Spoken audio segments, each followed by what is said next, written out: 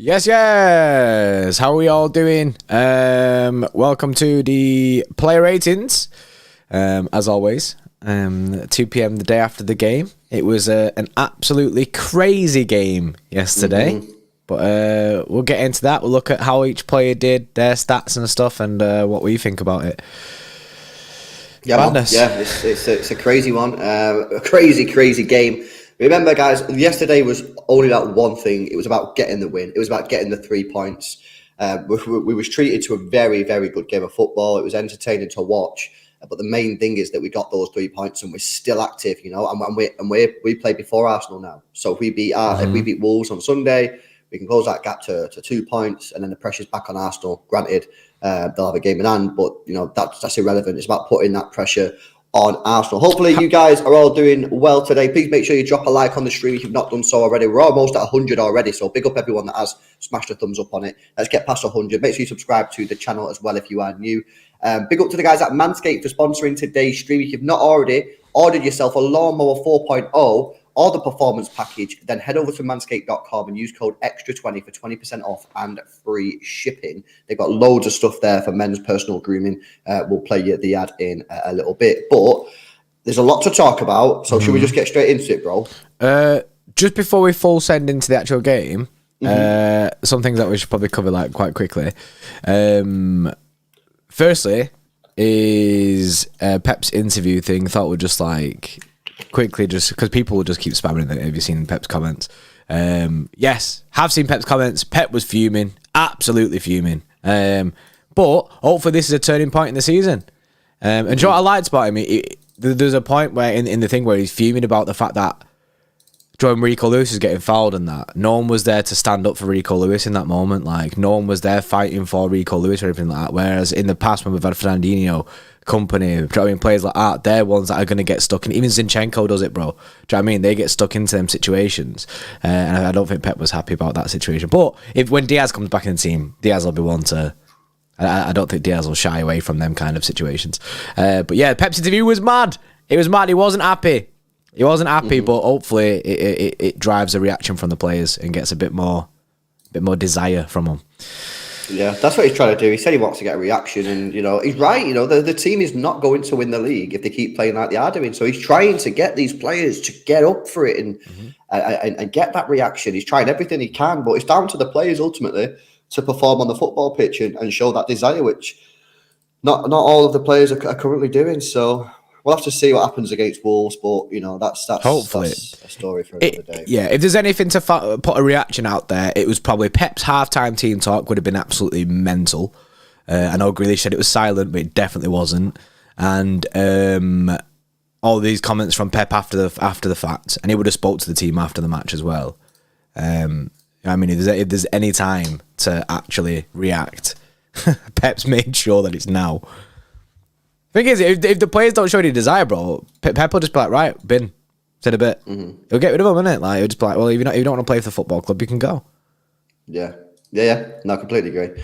But yeah, it's worth a watch, guys. The interview, it's pretty mad. It's very, very good. Right, let's get into it then. Let's get into the player ratings. We'll start off with Ederson in goal. He played 90 minutes in the game, made one save, made one run out, which was successful. He made one save from inside the penalty area. He made one error, which led to a goal. He had 38 touches of the ball, 31 passes with a 77% pass accuracy.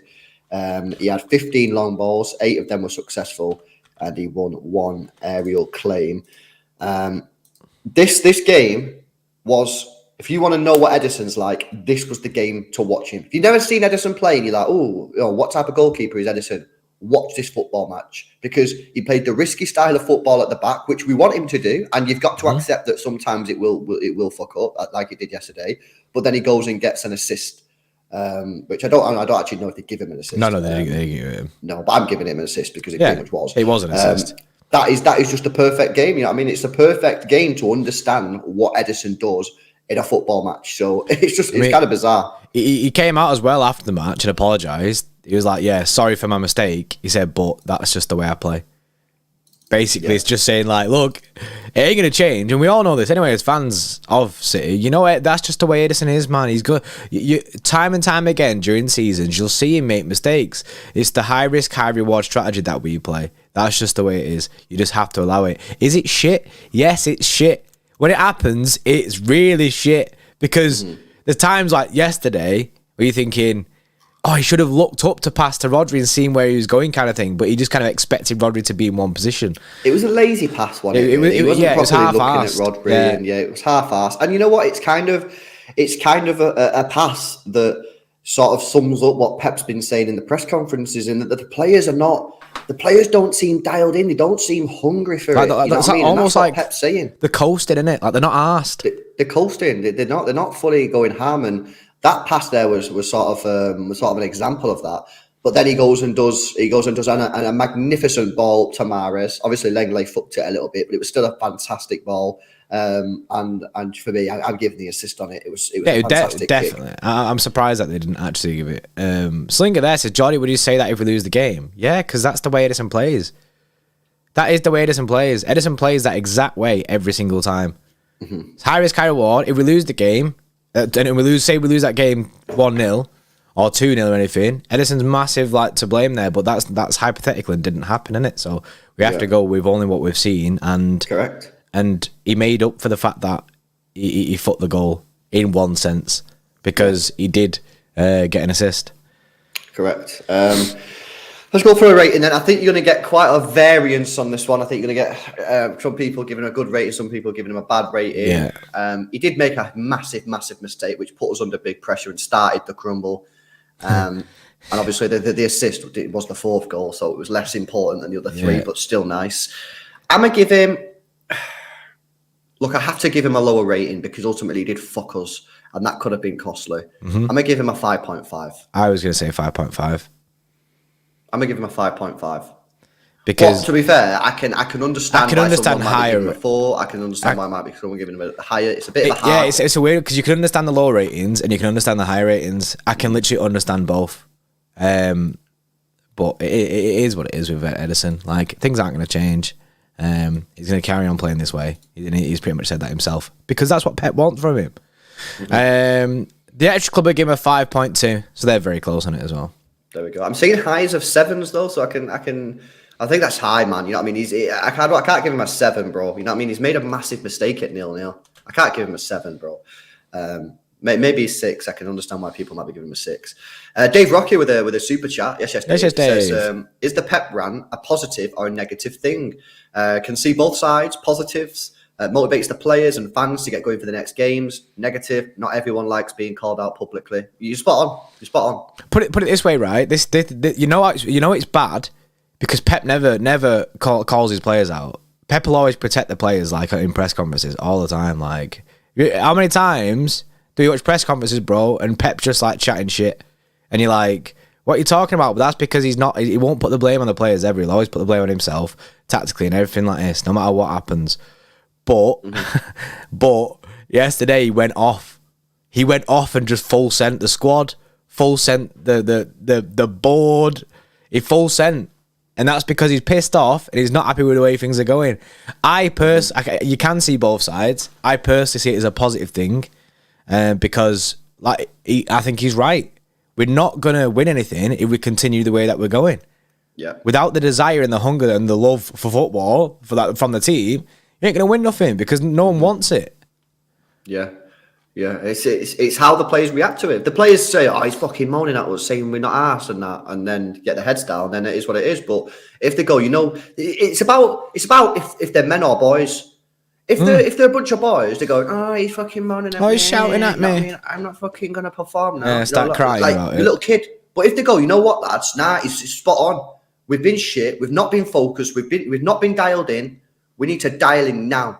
And everyone gives it 110% every training session. And they come out from a game firing on all cylinders, passion merchants, squaring up to players if they take out a young kid like Rico Lewis and then they get them going. Doesn't matter about the result, but if you play with passion and you want to win and you show that you want to win, then boom, it'll all be fine. It's how they react to it. You know what I mean? Are they men or are they boys? That's what I'm looking at seeing. Yeah, that's definitely. Because the thing is, it's true because you can't do that to an under-7s team because they'll start running off crying. But you can do it to these players because they're adults and they're professional football players. Professional football players, they get paid a lot of money to play this game, and then they shouldn't be sat there half-assed. And Pep's clearly not happy because he's been saying this now for a number of weeks. This isn't just, this feels like a boiling point, but it's been brewing. We've seen him give little digs here and there. You know, I mean, he called Phillips overweight. He mentioned the players in training not looking focused and that. So it's obviously been happening for a period of time now, and it just appears that last night, in my view, was a boiling point, and Pep's just popped, man, and he's like, "No, I'm not having this anymore, man."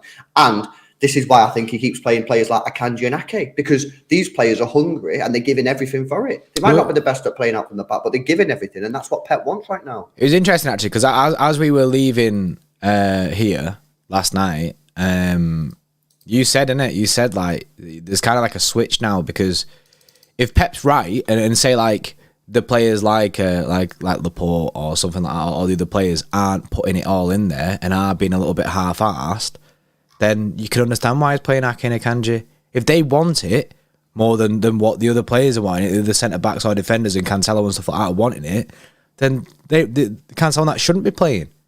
Mm-hmm. They need to show that they want to be on the pitch. They want to fight for the team. They want to be in there. That's all we ask as fans. Yeah, as fans, we want to win. Of course, we want to win. But what we demand more than anything is that you fight for the team. You put it all on there. When you go onto that pitch, you put everything on the pitch. You leave it on the pitch, innit? Like you go in, and that's the thing. And that's why Pep in that press conference, he wasn't just calling out the team. He was calling out, like, he mentioned the players on the bench, and it was like it's the same for them lot. Like he went, basically was going in at everyone. No one was safe from Pep Guardiola last night. Yeah, no, absolutely. Benno with a 179 super chat says, "I'm still buzzing. How good was Grealish last night? I thought it was excellent." Yeah, I thought it was good as well. In a few moments when we get to him in the player ratings. I thought he had a really good game. Yeah, we'll get to him in the player ratings. Right, let's go on to Rico Lewis. And a lot of people wanting to speak about Rico Lewis. When I was doing that stream before, actually, a couple of people asked me about Rico. He played 83 minutes in the game yesterday. He made one block shot, which was an important one. He made a tackle. He won 6 out of his 9 ground duels. He lost the ball 8 times. He got fouled. He made 1 foul and got fouled 4 times. He had a 96% pass accuracy, only misplaced 2 out of his 54 passes.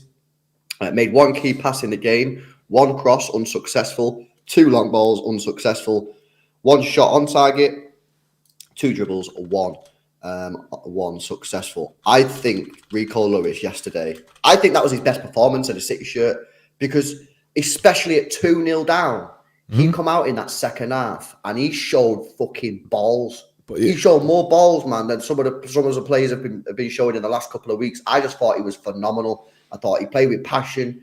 He played like a fan, giving everything for the shirt. You know what I mean? With quality. Look at the stats. Misplaced 2 passes out of 54. 2. He played with quality. He played with passion. He played with desire. The guy was getting fouled left, right, and centre. He's getting his foot stood on, his legs stood on, and he's still going at it. Yeah. And he's still running into challenges. I just thought last night, Rico Lewis, man, boomed it. You know what I'm saying? Rico Lewis last night was absolutely incredible, and I agree. I think that was his best game for City. I think it's weird because you look at the games that he has played, and you'd say that there were pressure on them games like the Chelsea, Liverpool. Do you know what I mean? He's playing in Carabao Cup games, and they are knockout rounds. But to be 2-0 down against Spurs, the pressure on that match after that half time with all the players, like, do you know what I mean? Just going into half time, shit in the bed after, like, literally in the last 2 minutes of a half. It's very difficult to come out in that second half and change things. And obviously, I know the whole team did change things, but something that Rico Lewis had in both halves was he was trying to dictate the tempo of the play. The man was receiving the ball, turning on it, and trying to get it out rapid to everyone else. And that's what you need, obviously, because he does invert. You need him to be quick on the ball, and he is. And he's just really, really, really good at it. I mean, last night, bro, I can't fault him. I know Pep said that he made like 4. Pep said he made 4 fouls, something like that. But I don't know if he meant like he was getting fouled he got fouled 4 times and no one was there to back him up. But even so, honestly, Rico Lewis last night was absolutely incredible, and you can see why. The more he plays, you just look at it and go, you can see why he could just genuinely be our starter. Oh yeah, I think so. I think someone on Twitter said he's very, very press resistant, and he is. He's very, very press resistant. He's excellent on the ball. He moves the ball quickly, and for a team that's struggling, I've been calling for Walker, Stones, Laporte, and Cancelo. However, after last night, the game, and Pep Guardiola's press conference, I've done a 180 completely based on Pep Guardiola's comments. And if Pep Guardiola feels that there are certain players that are not playing right now because they're not fully dialed in and they're not fully focused, then I back him 100% not to be playing those players, even if I believe that ultimately the team may struggle a little bit because of the build-up play. But I want players who are going to fight for the team. And if that's the back four that he played last night, so be it. But Rico Lewis, man, you know what I mean? Like, I think he could be starting now. I think he could be. I think he might have overtaken Walker, Last night, he was absolutely unreal. Rachel's put in the chat here, 93.9%. It's the Opta stat. It says Rico Lewis has been has the best passing accuracy of any teenager to attempt 200 passes in Europe's big 5 leagues this season, with 93.9%. 216 out of 233 passes. He's just incredible, man. That is really a joke. Yep. That is a joke. That's unreal. And honestly, people. I'd obviously, as City fans, we're talking about him. I'd love to know what are other fans talking about this guy? Like, we speak about him like he's the next best thing, or is he just kind of ghosting through like the rest of the people? I don't know, but I'm kind of glad that. Because it's pressure, innit? You don't want that pressure on, and then you know what the media's like. You know what it's like over here with putting pressure on youngsters to be good. So I'm fine for the lack of pressure that he's getting. Yeah. No, absolutely. Let's move on to a player rating then for Rico Lewis. I thought he had a really, really top performance yesterday. I'm going to give him an 8.4. I was going to give him a 9. Right, Paul said 9. He's sick. I can see it. I thought he did. Well, what did he do wrong? I just thought he was mint. So I was like, yeah. He didn't do nothing wrong, really, did he? You know what I'm saying? So I think he had a top performance. I don't think he could have done anything. Well, the first goal had nothing to do with him. The other goal came from the right-hand side, so again, probably nothing to do with him. So I don't think he had anything to do with the 2 goals. On the ball, fantastic. Only lost the ball twice. Had a nice shot on goal, which was nice to see. So yeah, I can thoroughly back that, bro. Maybe I am too low, but I'm going to stick with it. But yeah, maybe I'm a little bit low. Colby there says, crazy to think before the season we would have loved to see Rico get a couple of games in the Cups, but now he's a contender for just starting all our matches. Like, it is mad. Oh yeah, we didn't even mention the fact that the block saved a crucial block, didn't he? I forgot about that. Yeah, that is mad. That I swear every season we always seem to have like a block like that of like a big moment where you know what, I'm gonna up it, man. I'm gonna up it. I'm gonna go 8.8. Okay. I think I was way too low there. I'm gonna go 8.8. The Xtra Club give him an 8.9, so the bang on the middle of me and you, so that's pretty chill. There we go. Chilling. Right, let's move on to John Stones. Before we do, guys, make sure you drop a like on the stream, man. We need 10 people to hit that thumbs up button, get us to 200 likes. Nearly 700 people in there, so hit that thumbs up button for us, guys. Super appreciate all the support, man. Make sure you subscribe to the channel, get yourself locked in. If you want to help support the channel grow, become a channel member. Link is in the description. So yeah, appreciate all the support. Right, Johnny Stones back in the team following his little injury. 90 minutes played yesterday, 4 clearances. He won 1 out of his 1 ground duels. He won 2 out of his 3 aerial duels. He lost possession only 7 times. He made 80 passes and 7 misplaced. That's a 91% pass accuracy. 2 of those balls were long balls. He misplaced 2 out of 5 long balls. And that's the stats for John Stones. I'm just telling you now, when John Stones is in the Manchester City team, we are a better side. Factual end. Well, it is. There's no dispute, man. There's no dispute. No one can dispute that. No one can argue. He makes us better. Yeah, no one can argue because no one offers what he offers. Do you know what I mean? You can say Laporte's a great passer in that, but John Stones at this moment in time is clear. He's absolutely clear. John Stones, and you know what as well he's doing well right now? He's defending very well. Yeah, he's defending very well. He's defending sick. He's not making mistakes. We've seen it in the first half where he'll play the ball through their press. Yeah. Straight out into Gundogan, and Gundogan can turn on it. That's what you need. You need someone who's going to play out from the back through their press, and you wipe out 3 or 4 Tottenham players or whatever opposition it is, and then you can get on. Then you can start building up, and then you've wiped out them players there. You're not letting them all reset, all sit back. When you start with like Akanji, they don't want to take the risks as much as John Stones was. And yeah, he misplaced a couple of his passes, which were long balls, and that's because he takes them risks, John Stones. But you need John Stones to take them risks because more often than not, it comes off. Yeah. No, it's what on. We are a better side with John Stones in, and if he was in the team for United, then I'm telling you now, we would have been a lot better. Definitely. He asked, if he's fit, he starts. If he's fit, he starts. 100%. First name on the team sheet, bro. If he's fit, he starts. He's so injury consistent. You know, he's up and down, isn't it? So it's really frustrating. Well, but yeah, I thought. Yeah, exactly. I thought he had a really, really strong performance yesterday. I thought he was good. Playing super well. And I think, when he had that interview the other weekend, he said, so the guy asked him, he said, "Oh, you're playing really well at the moment. Like, what are you saying?" And he said, "Oh, I think I've been playing really well for 3 years." I agree. I think John Stones has been really, really, really good for a very long time. It's just that he can't get like a consistent period of time. But when he does get a consistent period of time, there's no surprise that he's in the side. Yeah. Remember when I think it was him and Otamendi went on a bit of a run together. Him and Diaz went on a little bit of a run together. Was it him and Otamendi at the start of that season when we went like 10 games unbeaten? Yeah, and then Pep switched it. And everyone was like, why has he changed it? And then we ended up losing. I think he got injured. Did he get injured? I'm pretty sure he got injured at like Everton or something. But yeah, he whenever we go on like good runs, he's always part of it because he helps us build from the back. And did you notice yesterday, how many times did you see yesterday Gundogan coming deep to collect the ball?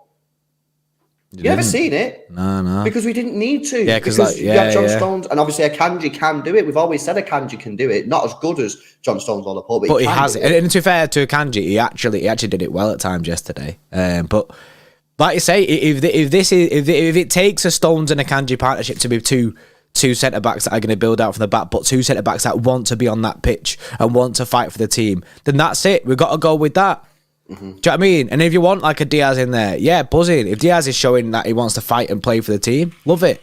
Now, the Pep comments might have changed things a little bit. You know what I mean? They might, in the training sessions up until Wolves, there might be more fight from the team. You'd like to expect there would be more fight from the team. So I guess it all depends on the reaction from the players to what that'll be at the weekend. But honestly, if Pep full sent that back four again against Wolves, I'd be fine. Mm-hmm. I'd be absolutely fine. John B with 179 says, couldn't agree more with what Pep said. It was the truth. He was just spitting facts, and he said that he said in one of the interviews that he told the players basically the truth and the way it is at half time, and that's what he should have done. Honestly, it's the best policy. You can't have these players ghosting, bro. You can't just sit there and ghost. Let's give John Stones a rating then. Yes. I've just checked the goals again. He had nothing to do with either of the goals. Really. I mean, some people, you could argue, could he have gone onto the line for the second goal, but you are nitpicking there heavily. I'm going to give him... I was giving him an 8.5. Yeah, I'm going to give him an 8.5 as well. I'm about that. I'm about that 8.5, man. I'm going to give him an 8.5. I think 8.5 is solid performance. Very good from John Stones. Looking more like Johnny Boulders again, isn't he? I know. What did the Xtra Club give him? The Xtra Club gave him a 7.7. I think that's a little bit low. I think he deserves to be in the 8s minimum. I think he deserves to be in the 8s minimum yesterday. He didn't have anything to do with the goals. In fact, he made a very good clearance on the second goal. He actually made a good clearance. He was racing one-on-one with Harry Kane and got a toe to it. And that's how it went out to Kulusevski. And again, he couldn't really have done anything on the second goal. You could be ultra critical and say, could he have gone to the line? But that's seriously nitpicking. So for me, I think he's got to be in the 8s, man. I think he's got to be in the 8s. I agree. Right, let's move over to Manuel Akanji then. 90 minutes played yesterday. He made 2 clearances, 1 interception, 2 tackles, 3 out of 3 ground duels. He didn't have any aerial duels at all. He only lost possession 7 times. He had a 90% pass accuracy, misplacing the ball 6 times, 5 long balls, all unsuccessful for Akanji though yesterday. I thought it was pretty solid, I don't really remember him doing too much wrong, and I think he's in a little bit of good form for City at the moment. Yeah, I think he's had a weird season, Akanji, because he obviously came in so strong.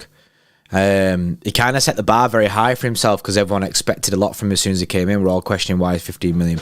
And then he got shysted a bit he got moved around quite a lot. He ended up playing right back at times. And it just kind of, I think the system kind of messed him up. Basically where Rico Lewis plays in this system was Akanji basically. And yeah, I think I think he's getting into a really good bit of form now. Since the turn of the year, he's been decent. He's been really, really good. So, like I say, do you know what I mean? He's got like people say, oh yeah, his mistakes and stuff like that. He could do better in certain situations, and sometimes he'll lose the ball. But that's because he's not as good as John Stones at playing out from the back. But he still tries it, and he still does. I genuinely think he played well yesterday. Dean says Akanji was at fault for the second goal. He went flying in and then jogged back. I don't remember that. I mean, that must have been really early in the build-up play, man, because I think what you're saying might be true, but there's about 30 seconds that have passed since then. I don't think it was his fault though for the second goal. You could argue that Rodri was more at fault than Akanji. Rodri had the chance to clear it, and he tries to pass it, even though Harry Kane's sliding. I'm not having that. You know, players can make a tackle on the halfway line. There's a lot of you've got to look at what happens after that. Do you know what I mean? A lot. You know, I don't like as well about Akanji. Right, a lot of people, right, they like judge Akanji on performances from previous games for this game. Like, bro, we was watching that match in the first half. Akanji done absolutely nothing wrong and was really helping us the build-up play, and people were like Akanji shit. And I was like, what? what has Akanji done in that first half, right? Half an hour in, and was like, Akanji literally just helping us with build-up play. Do you know what I mean? And we're playing nice passing, being like very direct. And it was just like, I don't get what's going on. I genuinely think that people have this thing in their head because of previous games where he's not played as good and he's had mistakes. Mm-hmm. I think that's the issue. I think people have like an agenda against Akanji, whereas I actually back him, and I think he played really well yesterday. Yeah, no, I agree. I give him an 8. I'm fine with that. Yeah, it wasn't as good as John Stones. I'm fine for an 8.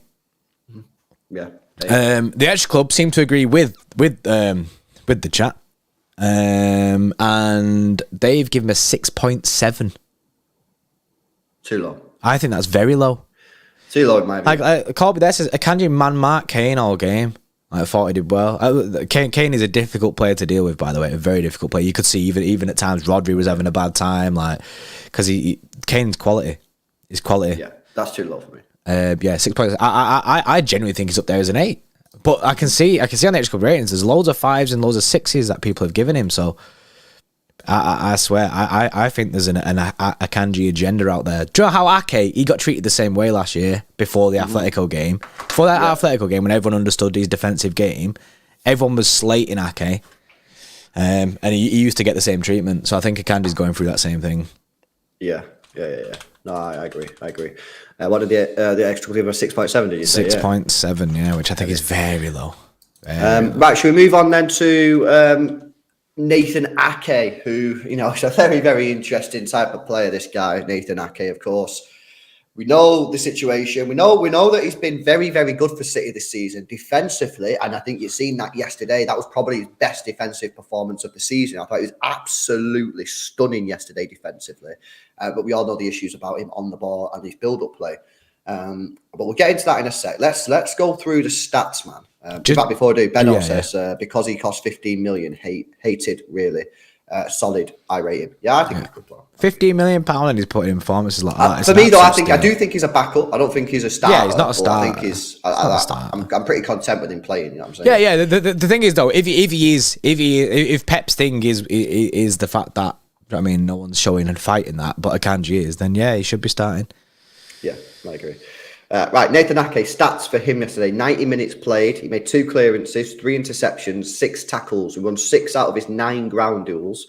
Had 1 aerial duel, which he didn't win. He only lost the ball 8 times and committed 2 fouls. He had a 92% pass accuracy, misplacing 5 out of his 59 passes. Made 1 key pass in the game, 1 big chance created, 1 cross unsuccessful, 3 long balls, 2 successful, and he made 1 dribble attempt, not successful. Like I say, defensively yesterday, he was absolutely phenomenal in my view. I just remember like every couple of minutes, he was just sliding into challenges, giving in absolutely everything. I thought it was really, really good. You know, you've played a good game when Pep's absolutely got the AK out, sending for absolutely every man.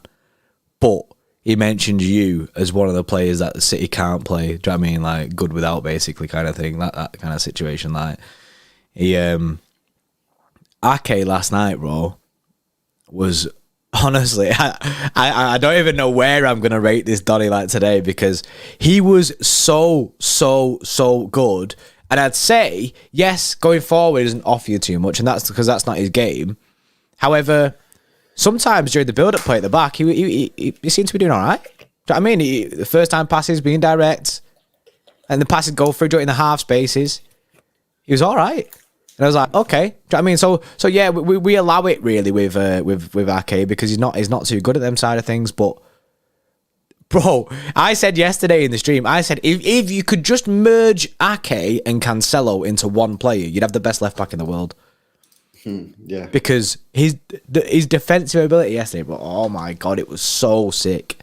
It was so sick. Ake was honestly unreal. I don't even know. I can't even think. Like there was the ball in. I can't remember who put the ball in. Spurs put a ball in near to the back post for Harry Kane. Ake's there to clear it away. Whereas Kane would have had a free header if Ake doesn't get to it. Honestly, defensively, he was just so sick. Yeah. And he actually showed a bit of his pace. Do you know when he put the fucking afterburners on and started sprinting back? It was weird. Yeah, no, and this is the thing now. If Pep Guardiola is saying what he's saying, I'm now prepared to accept that. Okay, my build-up play might not be great from Ake, but at least I've got a player on there that's giving it everything, because that's what he's basically said yesterday. So I want fighters in my team. I want my players who are fighting for the badge, who are fighting for the club, and he is. You know, I mean, that's according to Pep Guardiola. So I'm now willing to accept the slight L on the build-up play for the passion merchant. So that's where I'm at now with Nathan Ake. I think he had a good game yesterday. He was strong. I've just checked again. He had nothing to do with either of the two goals. So people saying, how are you giving 8s and that for the defence? Well, because the players they've got nothing to do with the goals. Ederson was the one who was at fault for the first goal. We give him a 5.5. And Rico Lewis, John Stones, Akanji and Nathan Ake had nothing to do with the second goal either. That was Rodri. So I'm going to give Nathan Ake, I thought he had a really strong performance. I'm going to give him an 8.5. I'm going to give him the same as John Stones. Yeah, I was going to give it 8.5 as well.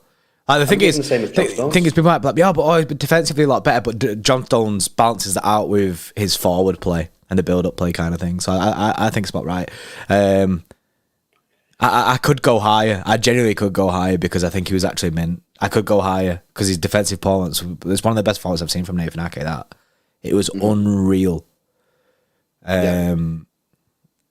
Tyrone says he was man of the match. If Mahrez didn't do Mahrez things, there would be a shout for Nathan Ake to be man of the match. Unreal.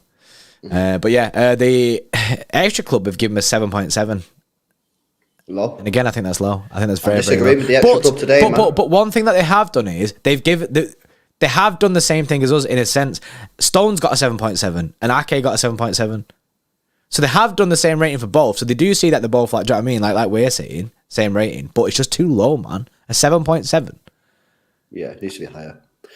Well, there you go. Nathan Ake slammed it. We'll move on to the midfield, but before we do, big up to the guys at Manscaped. They've sponsored today's stream. We'll roll you this ad now, and it's time to get your fruit and veg out for the chat. Let's go. Maximum spam. 85% of partners prefer a man who is below the waist, and 96% of partners think bad grooming is a major turn-off. That's where Manscaped have come in to help us all out, including myself, lads. The Lawnmower 4.0 is a trimmer specifically designed with our crown jewels in mind. It has skin-safe technology to reduce those nicks and cuts and gives you the maximum confidence while trimming below the waist. It's also IPX7 waterproof rated, so you can operate in wet or dry conditions. It has a premium 7,000 RPM motor with quiet stroke technology and a massive 90-minute battery time, which is supported by its wireless electromagnetic charging function. With the Performance Package 4.0, you'll get the Crop Reviver with witch hazel and powerful odor defense. This keeps your balls protected after a good shave.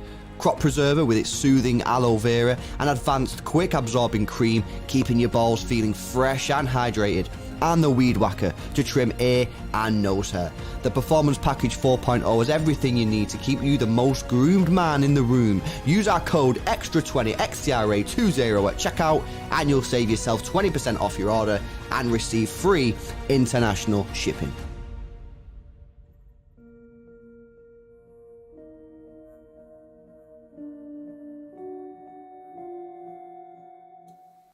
Yes. Go to manscaped.com, use code X20 for 20% off and free international shipping.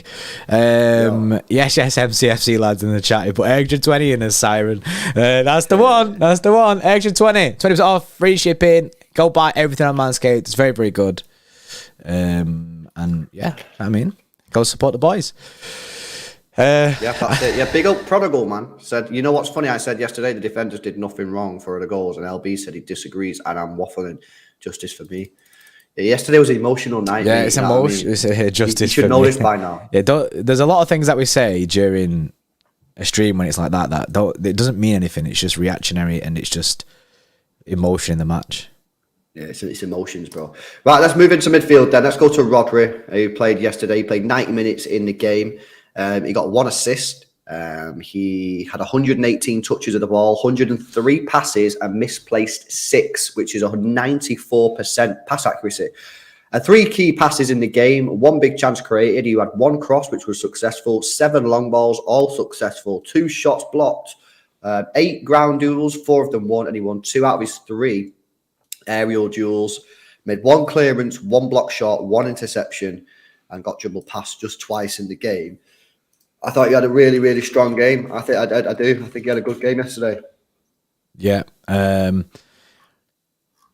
only thing that you could probably say is that the goal he wasn't the best on. The second goal he wasn't the best on. The team did shit the bed. I do think he was weak on that second goal. The second goal, it's just very. I don't know what it is. I don't know if he's a bit too calm.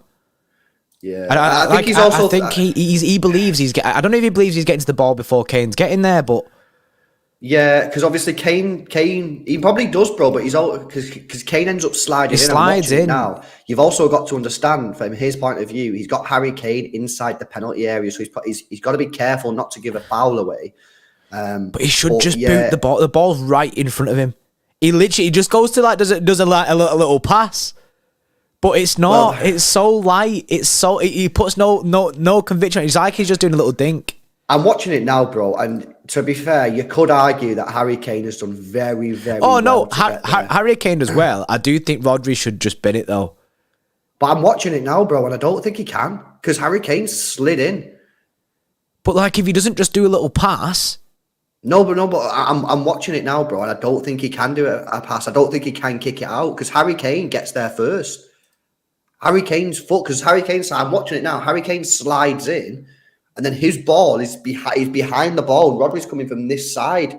So I don't know I don't know if it would be too harsh. Maybe I don't know if Rodri can actually do anything about it. Surely if he just blasts the ball though there.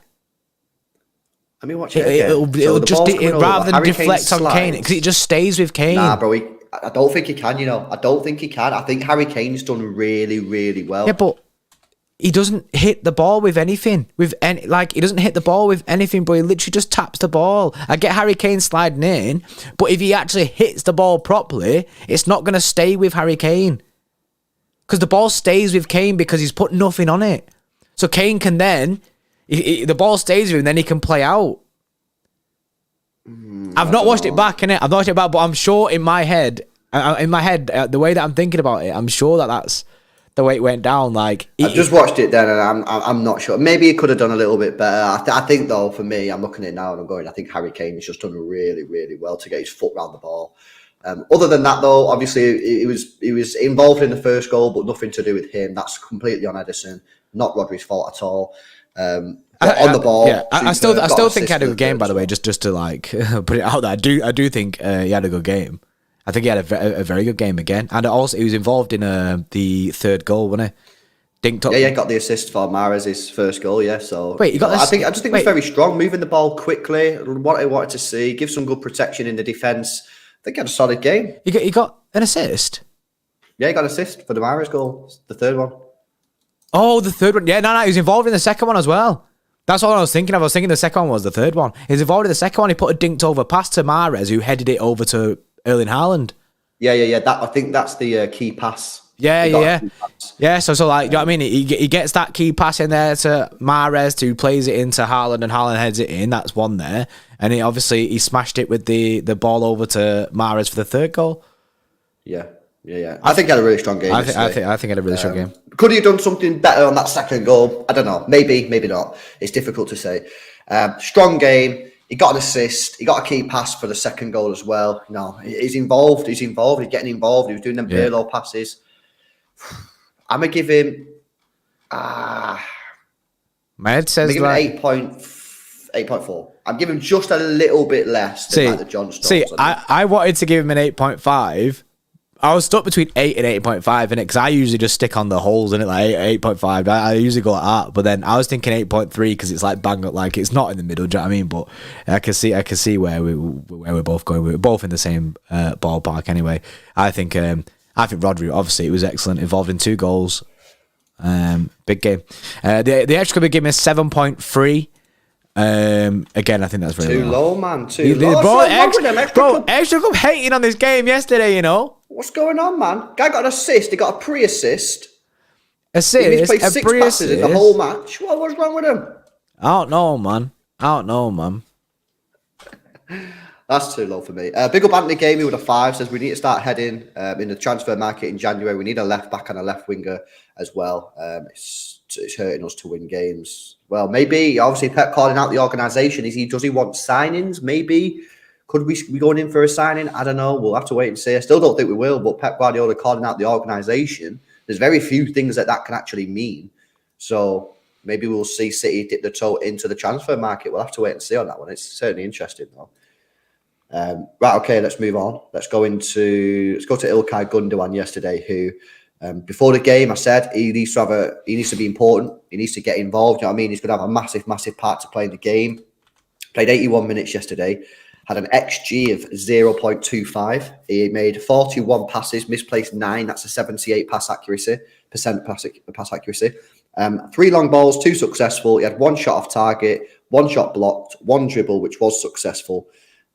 He had 7 ground duels, won 3, 2 aerial duels, won 1, and made a clearance, couple tackles, a couple interceptions there as well. I think he had an okay game. You know, I think it was in a very, very difficult role. And if you think about players who play that role typically as basically the sort of player that we're looking at to go, do something to create.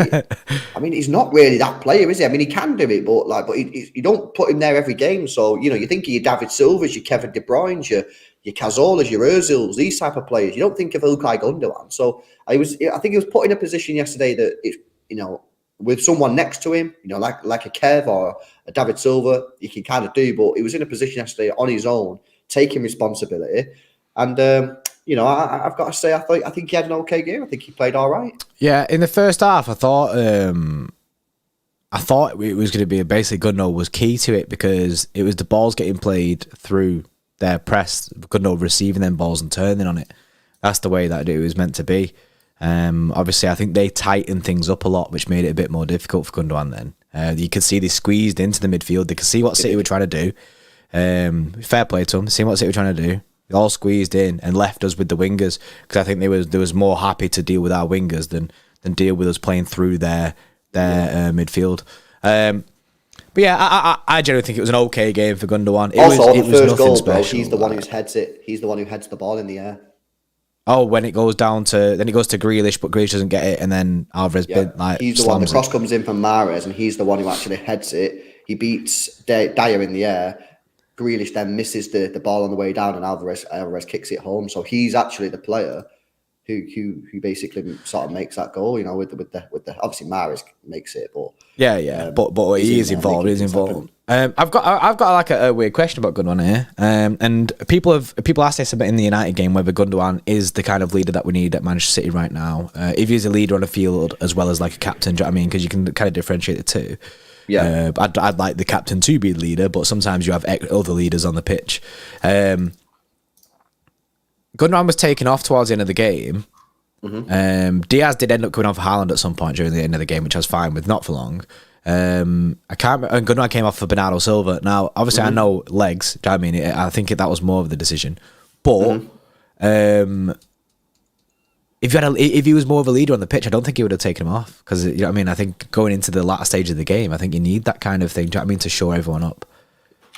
I could be chatting absolute shit. I could be chatting absolute shit and bringing something for nothing, but do you know what I mean? It's just well, no, you're probably right. The thing is with Gundogan, you get leaders, right? And there's two types of leaders, in my view. There's the leader that leads by example. That's okay, Gundogan. Yeah. And then there's the leader who isn't the best football player on the pitch, but will fucking get everyone going, you know? You do this, you do that, let's do, you know what I mean? That's the warrior. The warrior. Yeah, right? That's the Dias. Now, depending on how your team is playing, depends on what type of captain you need. When Man City were in the Centurions year, you can have a player like Gundogan being your captain, right? Or David Silva, or Kevin De Bruyne, someone like that, yeah? Someone who just coasts along, setting by example. Why? Because your team's playing sick, you're on a mad run. You don't need players to be going, fucking do this, fucking do that. But when you're in a team that's not really performing that well, and that's struggling to get going, and they're not clicking, and players maybe are not giving 100% effort, that's when I think you need the warrior. Yeah. And that's, for me, is either Ruben Dias or Rodri, because I do think Rodri has a little bit of that about him. Better bite, So depends on how your team's playing. Depends, for me, what type of captain and what type of you leader need. you need. Yeah. And for me right now, I do think we need a Ruben Dias, maybe even a Rodri as a leader, not Gundogan. That's not because he's doing a bad job. I just think he's probably not the right captain for this period of the club's history. The way we're going, this little bit of inconsistency. Yeah, If he was the captain in the Centurions year, we still would have been the Centurions. I'm pretty confident of that. Because the team's flying. The captain doesn't really do anything in those situations because the team just keeps winning and winning and winning. Plus didn't Gundogan actually smash it as a CDM in that year? He did actually. Because was it Rodri or Fernandinho? Fernandinho got injured, and then Gundogan took the CDM role and did bits. I see what you're saying. It was just something that I thought about in it, so I thought I'd just throw it out there. Rating wise, then what we're saying. I was just going to go 7.5. I thought it was all right. I didn't think he had the best game in the world. Didn't think he had the worst game in the world. Put in a shift. 7.5. I'd love to be able to go higher, but I just don't. I think I'm chill with 7.5. I'm going to go 7.7. Okay. That's fine. The Xtra Club is 7.1. Okay. In the sevens. I get it. I can understand more with that one than the. It doesn't deserve to be in the 8s, but it doesn't deserve to be the lower 7. Richard gives him a 6, man. He wasn't a 6. Come on, I think he was better than a 6. Richard. I think he's been a bit harsh there, bro. Yeah. I think he deserves to be in the 7s, in my opinion. Anywhere in the 7s. Yeah. There you go. Should we carry on? Let's continue. Hang on, just before we do, Julian Santos, I don't know if we read this out, I can't remember. Member for 4 months says, what has happened to Walker? Is Rico really a better option? To be fair, Kyle Walker's not been too bad, actually. He did come on yesterday as well. But Kyle Walker's not been too bad. He's looking like he's getting back into things. You got to remember, he has looked a bit like match fitness has been like a little bit of an issue for him. Looking wise, like against Chelsea, it took him half an hour to get into the game. United did okay in that game besides bombing forward. Something that Pep actually alluded to, didn't he, about the whole team just going forward. I think he's been all right, but I think at this moment in time, Rico Lewis is on such a high that it's weird to say this, but I think this is Kyle Walker's biggest test for that right back spot that he's had at the football club since he's been is Rico Lewis. I also think that I'm going to say you can't do this, right? But given that I said you couldn't do this, and now I kind of changed my mind on Nathan Ake, maybe I'm not going to stick with this. But I really don't think you can play Walker and Ake. Yeah, no, it's too defensive. I don't think you can do that. I don't think you do that because you have to play Rico Lewis. Yeah, they are two different systems. So if you play Kyle Walker, you're playing a different system than when you play Rico Lewis. Yeah, that is just Kyle Walker. Mark my words, just like I said about Mahrez, which I did say when he was going through a poor form, I said Mahrez will come good, stick with him. Kyle Walker at some point this season will be absolutely crucial to this side. Yeah, without so doubt. Not write him off. Don't say he's shit. He will be important to this side at some point. You think that Rico Lewis is going to be playing in Champions League semi-finals? He might do, but I highly doubt it. He'll probably, by that time, you'd like to think Pep's got the other players motivated and he might go back to Kyle Walker standard and Cancelo Walker. But at some point this season, Kyle Walker will be needed and he will perform. I'm 100% certain of that, man. Yeah, no, I agree with that. Jay Creamy, 23 months, says, yes, who you starting at right back in Champions League games? PS, 1 more month, 24 months. Yes, Jay Creamy, mate. The creamy one. It's nearly 2 years, mate. Nearly the GOAT. So close. But yeah, who's starting to right back in Champions League games? Don't know, mate, because it's too far away. Too far away. And also, we don't know what the team's going to be like at that time. Let's say if we get to that point and Walker's absolutely dog shit, then you're just going to play Rico Lewis. So, but come back in, when is it? 3 weeks? In a month? Yeah, 3 weeks or something like that. Yeah. I can't say, mate, because I don't know what the team's going to be like at that point. He's changing it every week. He's had a moan yesterday. We need to see the reaction. So, it's an interesting question, but one that will have to be answered nearer the time, bro. Yeah. Right, let's continue then, because we've still got 4 players left. Let's go to Alvarez. Okay. Julian Alvarez yesterday played 90 minutes in the game, got the goal to get us back into it, had an XG of 0.38, had 48 touches of the ball, 35 passes, misplaced 10, that's a 71% pass accuracy, 1 cross unsuccessful, 2 long balls, 1 successful, 1 shot on target, 2 shots off target and 1 shot blocked. He had 1 dribble, which was successful. He had 5 ground duels, 3 successful, 2 aerial duels, both unsuccessful. Made a couple of fouls, got fouled a few times there as well.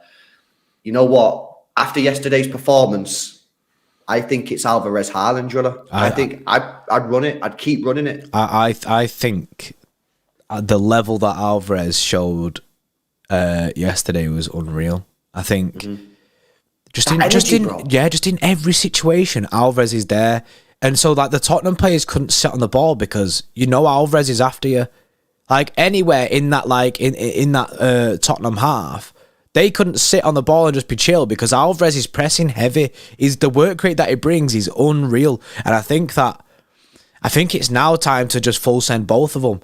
I think, and maybe this system is the way that we've got to move forward. Maybe the system is the way that we've got to keep playing to keep both of these players in the side. But honestly, he was unreal. He got the first goal for the comeback. It was a great finish. And yeah, it is. The work rate is next level. And there's situations where people might overlook it, but say and it seems pretty simple, but the ball goes in for a corner and Spurs are heading it out to try and counter-attack us, which they did once and Son went through, but Jack Grealish slid, and a great tackle from Grealish. But when they're heading out, Alvarez is there trying to mop it up straight away. He's running around trying to mop everything up. Do you know what I mean? When we're losing the possession, he's trying to get it back straight away, and it worked a lot of the time. He reminded me a lot of Tevez yesterday. Yeah. His work rate. His work rate was phenomenal. This is why I've said from the off, he's Tevez and Aguero. He is that. He is Tevez and Aguero molded into one player. He finishes like Aguero. He runs around like Tevez. It's mad. It's regen season, bro. He's a regen. But honestly, yesterday again, I thought he was mint. I thought he was mint. He got a goal for himself. Thought he was incredible.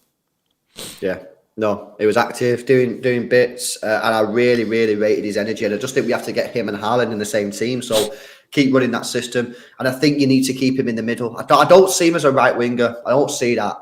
Not for me. No, I like him the way he was because, like I say, it helps with him being able to just jump onto players and press their defence as they're trying to play the build-up play. You've got Alvarez in there because, Haaland doesn't have to do all the running then. Yeah, no, completely agree. Player rating then for Julian Alvarez yesterday. Got a goal, got us back into it. He gave everything for the shirt. I'm in the same mode as I was before with. I don't think I can. I'd like to say 8.5, but I'm feeling a little bit less. I'm feeling a little bit less. I'm feeling like an 8.3 again, but it could be higher. I could go higher, but I'm gonna give it an 8.5. Yeah, okay, that's fair. I was just thinking 8.3. I'm happy with that. Yeah, and you know what now, bro? Based on Pep's comments, it's got me thinking. Well, it's sort of changed my outlook. It's changed my view and my opinions on what's going on, because now I'm looking at it and going, are some of these players slacking? Because that's kind of what Pep's sort of suggesting, that these players are slacking, that they're not dialed in, they're not focused, because that's what he basically said in the press conference. Yeah. So I'm thinking, well, in that case, I'm looking at players who are working hard, who want to be on the pitch. Yeah. And that's why I'm fully game now for Ake. I've completely changed my mind on Ake being in the team based on Pep Guardiola's comments, because I'd rather a player who's giving everything for the shirt playing and maybe isn't good at something than someone else who maybe is better at that player but isn't really giving it his all, or isn't dialed in, isn't focused, or his mind's elsewhere. Because at the end of the day, that's what football should be about. It should be about watching players who want to play for your team. So Alvarez yesterday, I thought he had a solid game. And yeah, I just think you have to keep running Alvarez and Haaland, man. So yeah, 8.5 from me. The Xtra Club given 8.2, so they're in around the same place, which is decent. Casby, yes. Darren says Mahrez gets, is that 100,000 out of 10? 100,000 out of 10. 100,000 out of 10. Yes, Darren, mate. Hope you're good, bro. Yo, big up as well, man. This guy's weight loss has been incredible. Yeah, man. it is, man. This guy, yo, big motivation, yo. Check him out, yeah. 0161 Darren on Twitter if you're in like a weight loss like mindset. Some good inspiration there. He's also one of the funniest people on Twitter, man. Like, after the game, he's so underrated the amount of times that me and LB are looking at 0161 Darren's tweets. We're just laughing, like, because man posts what he thinks in it, but he's funny. Honestly, Darren's a G, man. Big up that. Darren again with a 17.99. Yes, Darren, mate. He says, I love this from Pep. Start players that want to play for the badge. We don't need half-hearted players. Commitment and passion always wins over talent. Let's go again against Wolves. Completely so I agree with that, Daz. Yeah, but what you have to accept this, and I have to accept this, and people who agree with your comment there have to accept this, is that I cannot start moaning at Nathan Ake when he gives me shit build-up play. Yeah, because the places where you lack, because the fact that the players who are good at that aren't going to be the side, because if they're being half-assed about it, you're going to take a dip in them things, but you can't moan because the players that are good at that don't want to be in the team, or they don't deserve to be in the team because they're not asked. Yeah. I agree with your comment, man, but it's just like, it might take me a little bit of time to understand it, yeah. Yes, Darren, appreciate it, mate. I want to come to Mahrez second to last. So first, because he was Jack Grealish, right? Yeah, we'll move to Grealish. Jack Grealish played 90 minutes yesterday, had 62 touches, 41 passes, misplaced 6. That's an 85% pass accuracy. 4 key passes in the game. 4 crosses, all unsuccessful. 2 dribble attempts, unsuccessful. And he won 1 out of his 7 ground duels. Stats don't really do him justice there. Go to the eye test. I thought he had a solid game again. I think he's starting to find a little bit of form, bro. I think he's finding form. He's looking good in the side. And it's funny how he's finding form, but he's in a team that we said could never work. Grealish and Mahrez together, it could never work. Everyone said it. We've said it multiple times. Too slow. But it's looking like he's working. He's looking like, bro, he's fitting in. I think he was a little bit frustrated in that second half. He was getting doubled up on quite a lot. I think Pep was having a bit of a dig at him, saying, like, you need to take him on, man. There was a bit times where he was holding the ball up too much, so that it allowed the second player to come to him, almost like he kind of expected him to already be there. So I think that's where Pep was a bit frustrated. But other than that, he was mint. I thought he was really he was good. mint. I agree. The only thing that I'd say about him that I'd like to see him do is when he receives the ball, make that decision quicker. Because he received the ball. There was a period yesterday, like we called it out in the watch on. He received the ball. It was 1-on-1 with was it Romero? Yeah. And he could have gone at him. And he waited 2 or 3 seconds. It's not a long time, but what that did then, that got Perisic back. Or whoever it was. Kulusevski, I think. Was it Kulusevski? Kulusevski, yeah. So it would have been Chicken Royale defender and Kulusevski came back. And then he turned around and then that's when he looked at Pep and went, Pep was going like two players, but had he made that decision a couple of seconds earlier, he wouldn't have been doubled up on, and he would have just been running straight at Chicken Royale. So when he gets the ball, quicker decision making, and I'm sure his performances can just keep on improving. And I think that's probably something that Pep will, and I'll draw afterwards how they go through like the video footage of the big game with the players and stuff like that and show where they can improve. I think that's something that they'll do with Grealish in that situation. They should do anyway. They should be highlighting that moment there where he's looking at Pep, and then they should be saying like, look, this point here, you need to be on it straight away. You see him by himself, take him on, go straight away, make the decision straight away.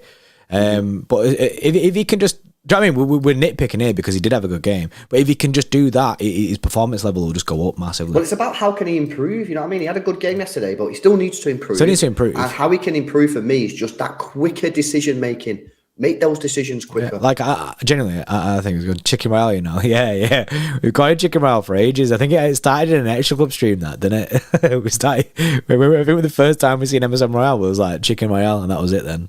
People actually call him that now. But other people call him it, innit? I've heard it on other fan channels and that, so it's not just us. But yeah. But Grealish, mint game.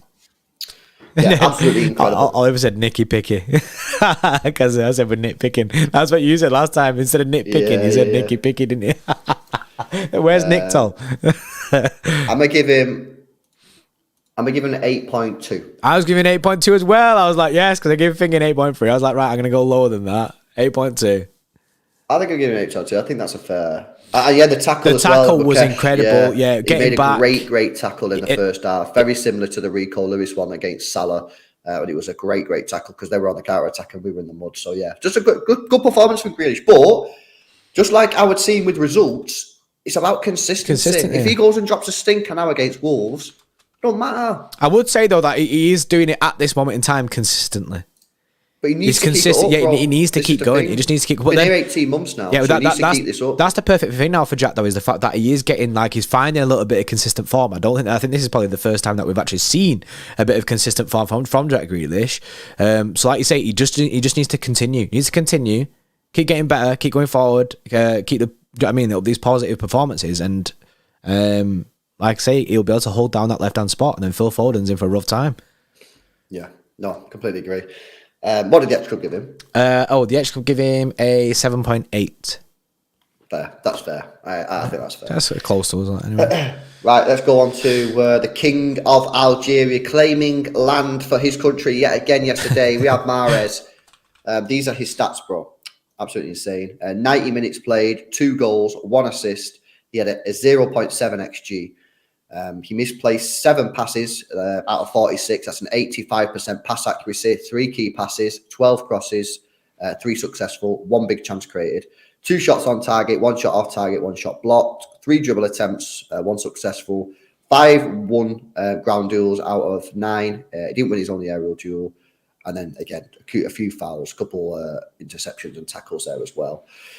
He was absolutely stunning yesterday. He absolutely turned it on in that second half. Massively. Like, I don't know, innit? Yeah, Riyad passed the Vortex, mate. They must have scrammed some Riyad pasta at half time, you know. Do you know what I mean? He must have been dishing it out. The gloves are on. He's come out and said it, and do you know what I mean? He's tweeted about the fact that the gloves. Honestly, Riyad Mahrez, 100,000 out of 10. Like Darren said, 100,000 out of 10. He was involved in every single goal, bro. We said this after the game, after we stopped streaming. I was like, bro, Mahrez involved in every single goal. We went back and we watched every single goal back. Mahrez involved in all of them. Every single goal, Mahrez had something to do with it. Mm-hmm. He made a difference. He made a massive difference. Without Mahrez there, we don't win that game. He was involved in every single goal. That's it, man. That's it. Ramadan soon come. Yeah, that's it, man. Honestly, you know what I mean? He's cooking. He improves as he approaches Ramadan for some reason. I don't know what it is. He gets hyped for it, innit? I don't know what he loves this half of the season, him. First half is like, yeah, but second half is a different beast. And it's funny actually because Pep came out, didn't he, when he was sending for everyone, and he spoke about Riyad Mahrez in his interview, and he said the first half of the season, he said Mahrez was on holiday. He was like, but now he understands. Like, basically saying that, he's ghosted through the first half of the season. This second half, he's on it. That was honestly, bro, that was world class from Mahrez yesterday. Like, next level. What's one up than world class? Ultimate or legendary. It was honestly, that was sick. He was a super performance. M Dopa with the super chat says King Mahrez gets a 9.9. The right winger is his own. The right winger is to his own 100. Yes, bro. He was sick. There's plenty of times in this season I've thrown out the ideas of maybe playing Alvarez as a right wing, maybe throwing in a Foden as a right wing. But I'm just at this point now where Mahrez is just too good to drop. He's too good.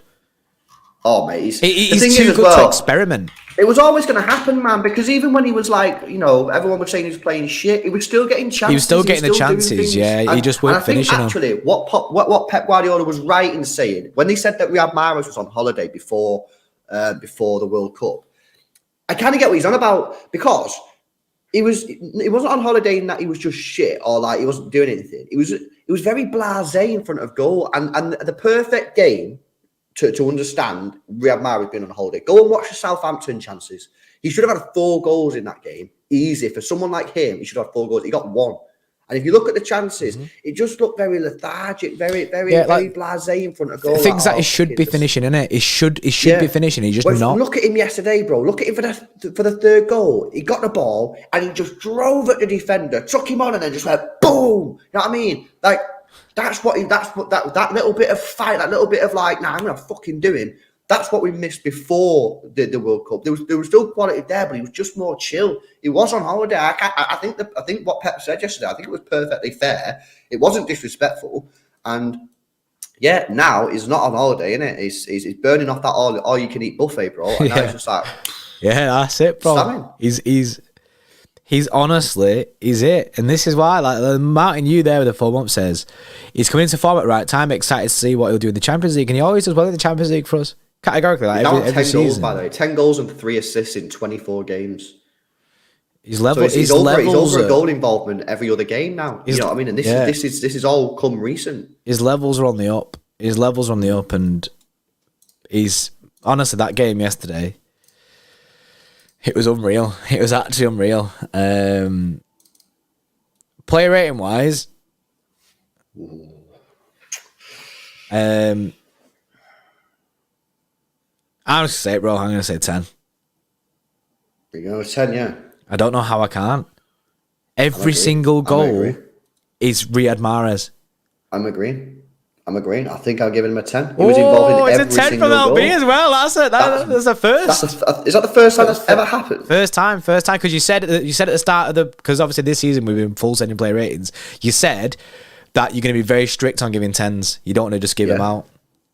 Well, the thing is, right, when the reason we very rarely give players 10s is because 10 is like, there's no improvement to be made. I mean, he was involved in every single goal. He got an assist, he got a pre-assist and 2 goals. He was involved every single goal. There's nothing else. I can't not give him a 10, so I'm going to give him a 10. He was absolutely incredible. Mm-hmm. It's mad. Absolutely incredible. And a 10. A 10. Let's go. So obviously he's the man of the match straight away because he gets a 10. Gets a 10.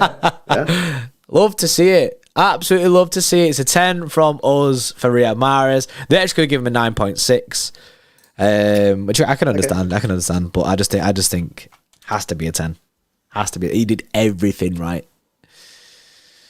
Unreal. Yeah, no, I agree. Unreal. Big up Jamie, by the way, 2-year member, man. I appreciate the support, brother. Thank you very much. Yes. It could be a girl, to be fair, because Jamie works both ways, isn't it? Like, yeah, you could be a woman. So thank you, Brizette. Said, do you think we implement Diaz back into the squad, or do we keep the current formation? I think our defense is weak right now. I get him back in. I get him back in for Akanji. I get him back in for Akanji. And that's a very unlucky Akanji. You don't really deserve to be dropped, but it is what it is. I think we've got to get Diaz back. I think the leadership qualities on the pitch will help a lot during this time. Do you remember before when you said about Ilkay Gundogan can show you like by leading by example, not by like the warrior kind of thing?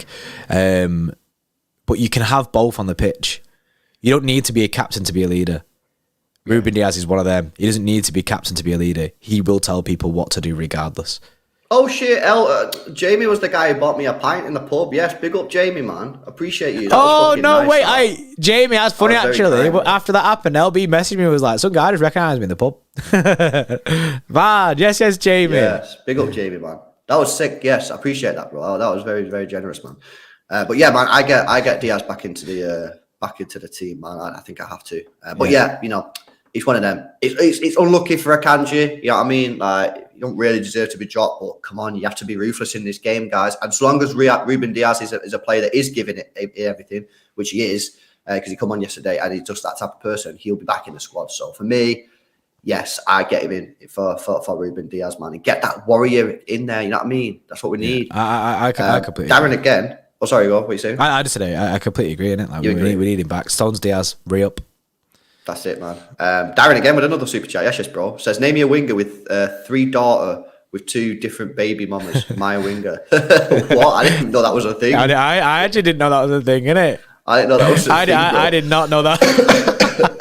I did not know that was a thing. Yes, Darren, mate. Blue Moon, yes, with the donuts. Says full send Alvarez, Haaland, Mahrez every game. I agree now. And I agree with you, but bro. caveat to that, you got to have another winger, your left winger, because Alvarez ain't the left winger. Yeah. So your Foden or your Grealish has to be in there as well as Alvarez, Haaland, Mahrez. That's it. And then this is Obey mad. just coming to the chat. And he's not just gifted 5 members. He's not just gifted 10 members or 20 members. I'm reading this right. He's gifted 40 members to the studio. Perfect. Obey going mental. He's gifted 40 members. Look at the amount of members that are getting gifted out in the chat. Yo, this is hectic situation. We're coming live from the City Extra Studios. We got a code red. 40 members. Yo, absolute madness. Yes, also, yes, he obeyed. gifted 10, by the way. It might impromptu stream this morning live from the he did. Yeah, you by the way, if you missed that, that's because you've not got the notification bell on. I did a stream this morning from the Etihad Stadium. Yeah. And I didn't see it at the time because it doesn't come up on the phone. But he gifted 10 in that as well. So I appreciate you, Obeyed. As always, man. Yeah. Thank you very much. Obeyed with the 10 says 10 per goal. Is that what it was? Obeyed, you don't know we scored 6. Thank you very much. I'm joking, Obeyed. Yes, mate. Massively appreciated. Appreciated. Right, yeah, Riyad Mahrez, man of the match yesterday, absolutely phenomenal. Let's go on to Erling Haaland then yesterday. Yeah. Played 89 minutes in the game, 1 goal, got an XG of 0.9, 2 shots on target, 1 shot off target, dribble attempt 1 unsuccessful, and he missed 2 big chances. Oh yeah, he did. There was that one where there was I don't know if this one counts as a big chance, but do you know when he received the ball, but then he like hit it with his other foot rather than hitting it with his right? He kind of like just tried to turn on it, and it ended up just deflecting off his foot and went out. There was that one, which I don't think was one of the big chances, but there was one where he tried to round the keeper, didn't he? And then I don't remember the other one. Mm-hmm. I don't remember the other one. Anyway, the other one was a header. Oh yeah, he's 50p head. Oh yeah, he had to do better with that. Yeah, it's funny actually because on that one he actually got too much contact. He just needed to glance it. He just needed to come off the side of his head, just glance it. If it goes towards the goal, it's in. But he actually gets too much contact over, and that's why it goes over the bar. But good movement from him again yesterday. Got the goal, the equaliser in the right area at the right time. In the first half, nothing really was his fault, to be honest with you, other than the chance. He's doing everything right, and put the ball in the net. And if we go to the calculator, the calculator gives him a 7.5. I agree. I'm gonna give him a 7. No, I'm gonna go higher than that, bro. I'm gonna deviate from the calculator. Okay. Because that calculator was made. I don't know. I've just randomly got my iPad there. That calculator was made at the beginning of the season when we was like clicking, we was making shit happen, we were scoring goals. Yeah, because we didn't know how to rate him. Yeah. Whereas now, I think you've got to, for me, I'm going to deviate from the calculator until we get back to that free-flowing City. So for me, he got the equaliser, was in the right place at the right time. I'm going to give him a 7.9. Okay, that's fair. The Xtra Club gave me a 7.7. So, it's about right. There you go. Blue Moon says Memphis to Depay sign for Atletico Madrid. Yeah, I've seen that for about £3 million, something like that. MCFC lads in the chat says, LB, how much would Obey need to donate for you to put to Sharpie his name on the wall behind you? Well, it's a rented accommodation, so whatever. You can paint over it. Paint over it before you go in it. Just big Obey behind LB. That'd be so funny. On that, Obey with the 10 says big love to everyone. Yes. Goat Bade. Goat Bade. So yeah, that's your play ratings from the starting 11. If we have, the subs were really late, so it's kind of pointless. Yeah, that's true. Anyway, Bernardo got 6.7. He was on the pitch for 10 minutes. Walker got a 6.5, and Diaz got a 6.5. Pep Guardiola got a 7.9, which is fair, and the referee got a 3.1. I thought the referee was poor. Yeah, Stuart Atwell didn't have a good game. Didn't have a good game. I want to moan about the referees because it just sounds like we're moaning because they're not actually that bad. The refereeing this season, genuinely, I think it's gone down. And that was like, how could it even get worse? In my opinion, it's gone down, bro. Yeah, the refereeing. The thing is, right now, the refereeing is consistent. I know it's been shit, but it's consistently very shit now. It's got to the point, and I can't remember who it was. It might have been Joe Butfield on Twitter. I can't remember who it was. I seen it on Twitter, and I completely agreed. The fact that At this point, it doesn't matter what name is attached to the game anymore, because they're all shit. More often than not, the referee's shit. So that's just the way it is now. That's just the way it is. You just got to allow that. It's bad. It's bad. So that's the state of refereeing right now. That's just the state they're in. And until something changes, that's just the way of refereing. And like I say, I don't want to talk about ref. I hate talking about it, right? Because the referee didn't change. Obviously, we did win the game, so it doesn't matter. But it's not going to change anything. Us sat here moaning about the referee. But again, I didn't think he had a good. Well, I just hope that, and I don't think my hopes are going to come true. But what I hope is that the FA, who are in charge of the referees, are seeing these performances and going, yeah, these performances are shit. We need to improve. But I don't think they are, because I know they're not. Because Andy Madley, who refereed the Man City versus Everton game, it was absolutely atrocious. 3 days later, refereed Arsenal versus Newcastle, a massive, massive game at the top of the table. So he was rewarded with an arse performance with one of the biggest games this season. So, I just think that they're in their own little world. They for some reason, they think that they're right and everybody else is wrong. But you forgot you're forgetting one major thing. We're the fans. We should tell you what we want to see. If loads of fans are telling you that you're getting that decision consistently wrong, then change it. Yeah, you need to change it up. Because something's it's our game, not your fucking game. Yeah, you understand? At the end of the day, at the end of the match, you want the referee to basically be invisible during a game. It's nothing. Do you know what I mean? He's there to officiate the game, nothing more, nothing less. It should not be about the referee. It should never be about the referee. Yeah, true. Yeah, but Delper with a 5 says, did you all see Expression's reaction to the game? Dude absolutely lost his mind. Yeah, we seen it. We watched it after the stream. Also, when we watched his reactions, he's on the phone for the last goal. Turns out it was Don Robbie who was on the phone to. Oh shit! So if you go onto Don Robbie's channel, right, he at the end, right, it's 3-2. Don Robbie rings Expressions, and he's got a clip of it. Don Robbie rings Expressions, and he's like speaking to him, but it's dead funny because Expressions is a bit delayed. So Don Robbie's like, oh, like kind of thing, and then afterwards it's silent, and then all you can hear is Expressions on the phone reacting to it. But then you can go on Expressions channel and see Expressions' point of view as well. It's gold. It's gold how like he's on the phone to Don Robbie, because Don Robbie's like, your team's fucked it. What's going on? And it's the best. The best, yeah, man. He's a funny character. Obeyed says MCFC, I like the way you think. There we go. Yes, MCFC lads. Buzzing. Well, there we are then. City come back. We didn't do it easy, but the second half performance was very, very good. We had a Pep Guardiola rant and rage after the game, telling us everything that's wrong with the team at the moment, and the fact that we're not going to win anything unless these players step up to the plate.